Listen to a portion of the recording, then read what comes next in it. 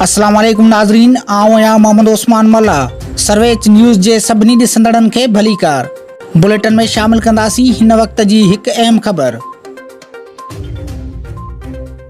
बोज़दार वॾा पुलिस रमज़ान शरीफ़ जो भलारो महीनो शुरू थींदे ई आपे खां निकिरी वई।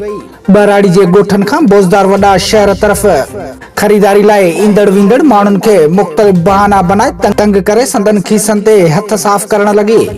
बोज़दार वॾा पुलिस एहलकारनि शहर खां ख़रीदारी करे वापसि वेंदड़ मारूफ़ जिस्काणी खे मोटरसाइकिल जा कागज़ ॾेखारण बहाने तंग करे संदसि खीसो ख़ाली करे छॾियो।